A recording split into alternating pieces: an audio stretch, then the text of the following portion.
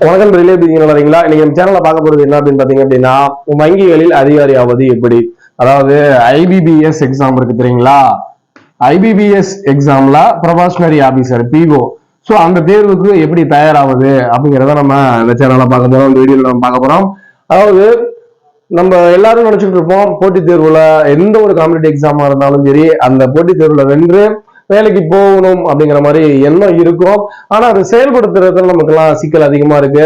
நம்மளுடைய வகுப்பு நூலகம் அப்படிங்கிற இடத்துல நாங்க போய் பார்க்கும்போது என்ன தோணுது அப்படின்னா ஒரு தேர்வு ஒரு பர்டிகுலர் போட்டித் தேர்வுக்கு எந்த தேர்வாக இருந்தாலும் இருக்கலாம், அதற்காக வருட கணக்குல ஒரு சில மாணவர்கள் தயாராகி கொண்டிருக்காங்க.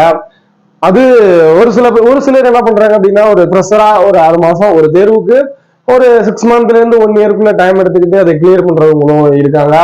இந்த வருட கணக்கா இருக்கிறவங்களுக்கு சொல்லக்கூடிய விஷயம் என்ன, என்னுடைய நண்பர்கள் என்னுடைய உடன் பிறந்தவர்கள் இந்த போட்டித் தேர்வுக்கு ஒரு கொஞ்ச காலகட்டம் தான் எடுத்துக்கிட்டு போட்டித் தேர்வுல வெற்றி பெற்று ஒரு அரசு பணிகள்ல நாங்கள்லாம் இருக்கோம் அப்படிங்கிறத இப்ப நான் தெரியப்படுத்துறேன். அதனால நான் விஷயம் என்ன அப்படின்னா எந்த ஒரு போட்டித் தேர்வா இருந்தாலும் ஒரு பர்டிகுலரான டைம் நம்ம பிக்ஸ் பண்ணி வச்சுக்கிட்டு அந்த ஒரு 6 மாதத்துல இருந்து ஒரு வருடத்துக்கும் பிக்ஸ் பண்ணி வச்சுட்டு நம்ம படிக்க ஆரம்பிச்சோம் அப்படின்னா கண்டிப்பா எக்ஸாம்ல பாஸ் பண்ணிடலாம். சோ நீங்க பார்க்க போறது என்ன அப்படின்னா ஐபிபிஎஸ் எக்ஸாமுக்கு எப்படி தயாராகுது அப்படின்னு பார்க்க போறோம். அதுக்கு முன்னாடி ஒரு முக்கியமான தகவலை நம்ம பார்க்க போறோம். என்ன அப்படின்னு பாத்தீங்க அப்படின்னா முக்கியமான தகவல்னு சொல்ல முடியாது, ஒரு முக்கியமான கதை. இது யாரோட கதை அப்படின்னு பாத்தீங்க அப்படின்னா அந்த ஒரு பாகிஸ்தான் நாட்டுல உள்ள ஒரு பெண்மணியோட கதை தான் நம்ம பார்க்க போறோம். இந்த வீடியோ முடியும் போது அந்த பெண்மணி யாரு அப்படிங்கிற விஷயத்த நான் உங்களுக்கு சொல்றேன். இதுதான் கதை. என்ன அப்படின்னு பாத்தீங்க அப்படின்னா பாகிஸ்தான் நாட்டுல ஒரு பாரம்பரியமான ஒரு இஸ்லாமிய குடும்பம், அதுல ஒரு குழந்தை பிறக்குது. என்ன பண்றாங்க, 18 வயதுக்கு அந்த குழந்தைக்கு வந்த உடனே அந்த பொண்ணுடைய விருப்பம் கேட்காமையே ஒருத்தருக்கு திருமணம் பண்ணி வச்சிடறாங்க. அந்த பொண்ணும் தன்னுடைய தந்தை விருப்பப்பட்டதுனால அந்த கல்யாணத்தை பண்ணிக்கிறாங்க. இப்படியே அவங்களுடைய திருமண வாழ்க்கை போயிட்டு இருக்கும்போது ஒரு நாள் என்ன பண்றாங்க அப்படின்னா அந்த பெண் அவருடைய கணவருடன் தன்னுடைய கார்ல போயிட்டு இருக்காங்க. கார்ல போயிட்டு இருக்கும்போது என்ன ஆகுது அப்படின்னா ஒரு பர்டிகுலர் டயத்துல தூக்க கலக்கத்துல அவருடைய கணவர் என்ன பண்றாரு அப்படின்னா ஒரு மிகப்பெரிய பள்ளத்துல கார் விழுகிற நிலையில அவரு மட்டும் தப்பிச்சு வெளில போயிடுறாரு. இந்த பொண்ணு என்ன பண்றாங்க அப்படின்னா தூக்க கலக்கத்துல அப்படியே ஒரு மிகப்பெரிய ஒரு பள்ளத்துல போய் விழுந்துட்டாங்க. பிழைக்கவே முடியாது அப்படிங்கிற தருணத்துல அந்த பொண்ணை மீட்டு எடுத்து உயிரை மட்டும் மீட்டு இருக்காங்க. என்ன பண்றாங்க அப்படின்னா அதுக்கு போயிட்டு ஒரு ஐசியூல தீவிர ஐசியூல ஒரு கிட்டத்தட்ட ஒரு 3 மந்த்துக்கு அப்புறம் அந்த பொண்ணு கண் விழித்து பார்க்கும்போது டாக்டர் வராங்க.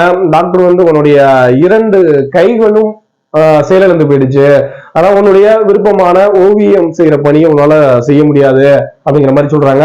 அந்த பொண்ணு ஒரு ஆர்டிஸ்ட் அப்படிங்கிறத தெரிஞ்சு வச்சுக்கோங்க, ஒரு நல்ல ஆர்டிஸ்ட். இன்னும் கொஞ்ச நாள் கழிச்சு வராங்க டாக்டர், உன்னுடைய 2 கால்களும் செயலிழந்து விட்டது, உன்னால இனிமேல் நடந்து போக முடியாது, இனிமே நீ லைஃப் லாங் வீல் சேர்ல தான் இருக்கணும் அப்படிங்கிற மாதிரி சொல்றாங்க.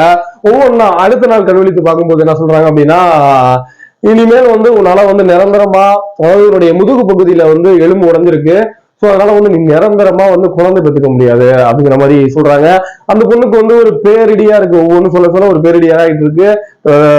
அதாவது எப்படின்னா ஃபுல் பெட் ரெஸ்ட்ல தான் இருக்காங்க. இந்த காலகட்டத்துல என்ன ஆகுது அப்படின்னா மருத்துவமனையில் இருக்கும்போது அவருடைய கணவர் இந்த பொண்ணு இனிமேலுக்கு எதுக்கும் உபயோகப்பட மாட்டாள் அப்படிங்கிற மாதிரி சுட்டி காட்டி டைவ் நோட்டீஸும் அனுப்பிச்சுட்டாரு. அந்த பொண்ணால வேற வழியே தெரியல அப்படிங்கிற மாதிரி, என்னடா அது பேரிடியா இருக்கு, நம்மளை இறைவன் நல்லாதான் படைச்சாரு, ஒரு ஆக்சிடென்ட் வந்துச்சு, கை ஃபர்ஸ்ட் போச்சு, அதுக்கப்புறம் கால்கள் 2ம் செயலிழந்து போச்சு, அதுக்கப்புறம் தன்னுடைய கணவரும் இது மாதிரி டைவர்ஸ் நோட்டீஸ் அனுப்பிச்சிட்டாரு அப்படிங்கிற மாதிரி நினைச்சிட்டு புழுங்கி அழுகுறாங்க. அழுதுகிட்டு இருக்கும் போதே ஒரு நாள் என்ன நினைக்கிறாங்க அப்படின்னா தற்கொலை பண்ணிக்கலாம் அப்படிங்கிற மாதிரி இவங்க நினைக்கிறாங்க. தற்கொலை பண்ணிக்கிறதுனால ஏந்திரிக்கணும், கை வேணும், கை செயல்படணும், கால் செயல்படணும், ஒண்ணுமே இல்லையே, நம்ம கடவுள் இப்படி போட்டிருக்கானே அப்படின்ட்டு அவங்களுக்கு அப்படியே அழுதுகிட்டே இருக்காங்க.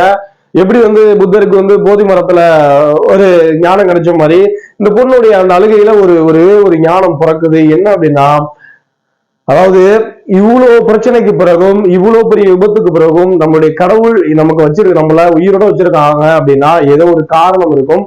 அந்த காரணத்தை நம்ம கண்டுபிடிக்கணும் அப்படிங்கிற மாதிரி நினைக்கிறாங்க.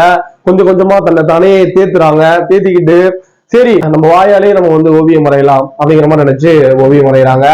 அப்புறம் குரல் நல்லாதான் இருக்கு அப்படின்னு நினைச்சிட்டு பாட்டு நல்லா பாடுறாங்க. அப்புறம் ஒரு மோட்டிவேஷன் ஸ்பீச், நல்லா தானே பேசுறோம் அப்படிங்கிற மாதிரி தன்னை மோட்டிவேஷன் ஸ்பீச்சா மாறுறாங்க. அதுக்கப்புறம் என்ன அப்படின்னா பாகிஸ்தான்ல ஒரு பெரிய ஒரு டிவி ஒரு தொலைக்காட்சியில ஒரு தொகுப்பாளினியாவும் பணியில சேர்றாங்க. நிறைய இசை ஆல்பங்களை வெளியிட்டு இருக்காங்க.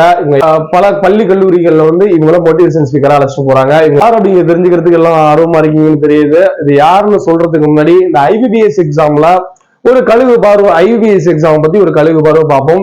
என்ன அப்படின்னு பாத்தீங்க அப்படின்னா, அந்த இதோடைய கல்வி தகுதி என்ன அப்படின்னு பாத்தீங்க அப்படின்னா, எனி யூஜி டிகிரி ஐபிபிஎஸ் எக்ஸாம்ல கிளியர் பண்ணணும் அப்படின்னா எனி யூஜி டிகிரி இருந்தாலே போதும். அங்கீகரிக்கப்பட்ட பல்கலைக்கழகத்தில் இளங்கலை பட்டம். அப்புறம் வந்து ஏஜ் லிமிட் பாத்தீங்க அப்படின்னா 30.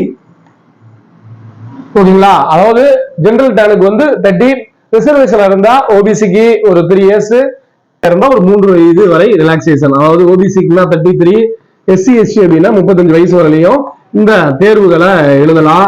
அடுத்து என்ன அப்படின்னு பாத்தீங்க அப்படின்னா, இதுக்கான எக்ஸாம் பேட்டர்ன் எத்தனை டைப்ல எத்தனை பேட்டர்ன் நடக்குது அப்படின்னு பாத்தீங்க அப்படின்னா 3 பேட்டர்ன் நடக்கும்.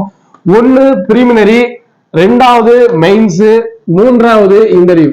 எக்ஸாம் ஒன்லி அப்ஜெக்டிவ் டைப்ல தான் இருக்கும். பிரிமினரி எக்ஸாம் எப்படி இருக்கும் அப்படின்னா அப்ஜெக்டிவ் டைப், அதாவது நம்ம வந்து டிஎன்பிஎஸ்சி எக்ஸாம் எழுதுறோம்ல கொள்குறி வகை, அதுல இருக்கும்.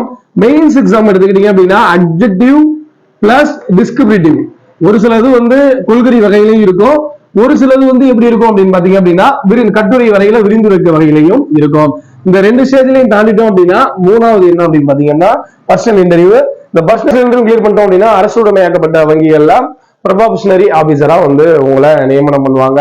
சோ இந்த மாதிரி தேர்வுகளை எழுத முன் வாருங்க. சோ இது போல நம்மளுடைய சேனல்ல தினமும் வீடியோஸ் அப்லோட் பண்ணிட்டு இருக்கோம். இதுவரை நம்ம சேனலை சப்ஸ்கிரைப் பண்ணிக்கங்க. நன்றி.